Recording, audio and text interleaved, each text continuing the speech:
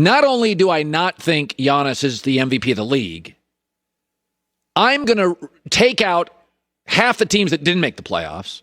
I'm going to take out all the teams that have been in the playoffs and are gone already, like Dallas, Portland, Washington.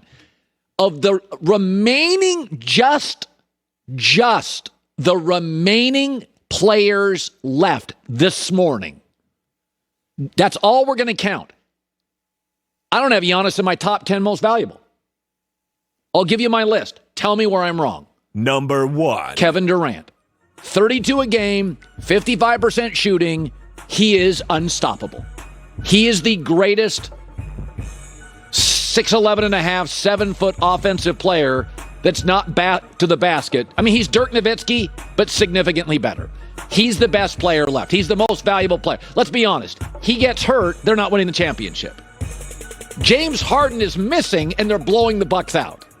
So when it comes to postseason, I like Harden, but Harden has never been a great postseason player. KD, unlike Harden, does not need the whistle. He needs a ball and a hoop. He's the MVP right now in the playoffs.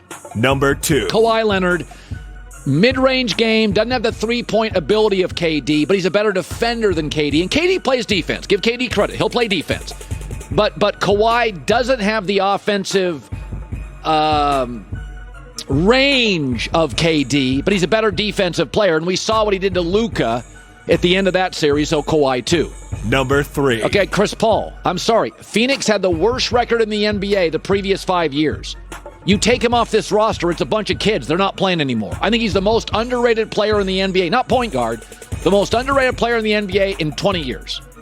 I mean, Stockton got love. Magic got love. Isaiah got love. Steph gets love. Find me a point guard. He's like a quarterback in the NFL. That's a Hall of Famer that doesn't even get nominated this year for an MVP vote. I mean, give me a break. By the way, second best record in the NBA. For 11 years, they didn't make the playoffs and just blew by the Lakers. Number 4. James Harden. Now, I like Harden, but he's not playing right now, so I'll put him at 4. The other thing I'll say, we know James can score. He's a little dependent on the whistle, so that's why I think KD in the playoffs is more valuable than Harden is. Harden was more valuable in the regular season than KD was. Also, Harden this year has really been impressive. His distribution numbers are through the roof.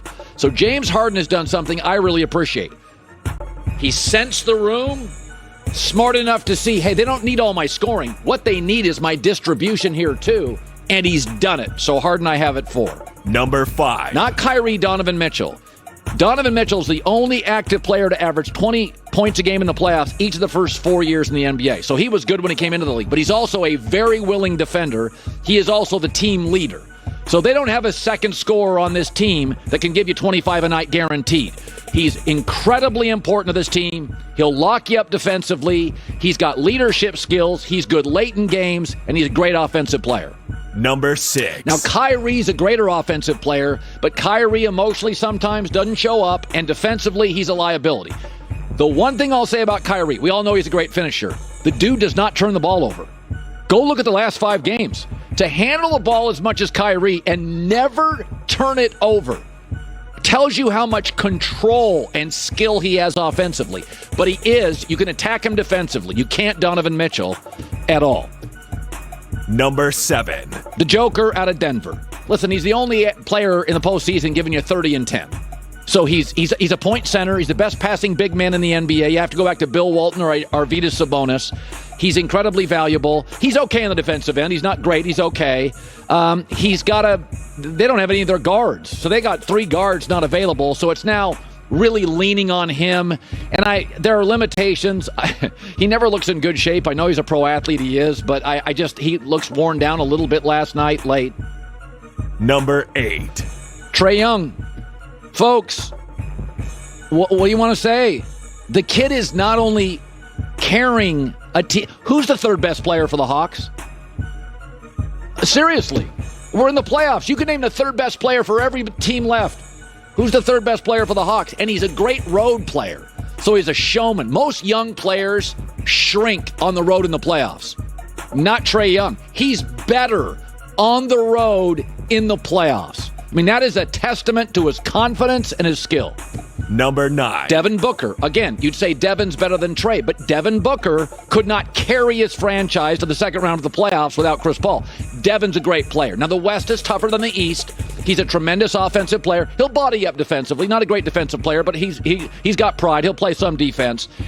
He also had 47 points in the closeout game against the Lakers. I love that. It was a stand-up moment. Step on the throat of the Lakers. He did 47 points, so he is number 9. Number 10.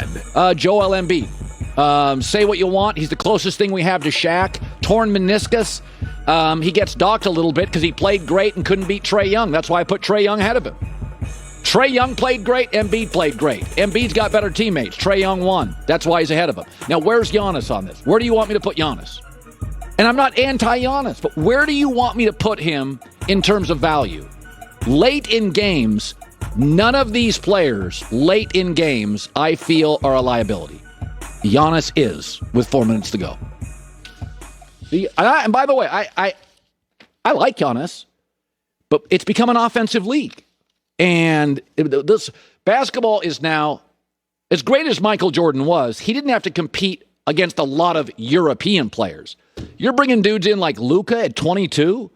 I mean, this game now it's the world's game, and I'm here for it. Bonzi Wells, I covered for years, 10-year NBA vet. The pride of Ball State, a first-round pick, now has a podcast with Rasheed Wallace, who I also covered. It is called Let's Get Technical, which is the most brilliantly true podcast name in the history of the industry. And Bonzi Wells is now joining us live. First of all, Bonzi, good to see you again.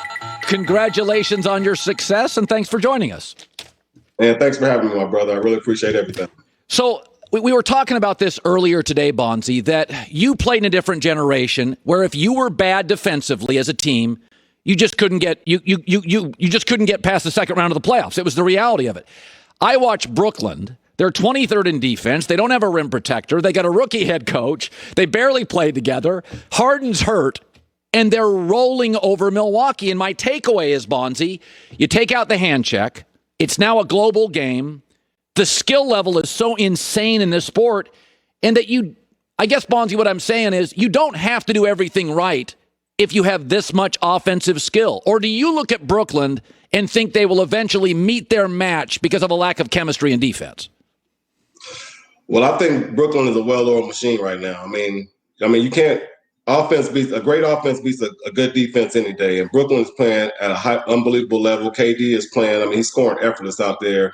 And you have Kyrie Irving that's just playing a great wingman right now. I mean, he's scoring in spurts when you need him to. He's handling the ball great. He's not turning the ball over. He's making the correct play.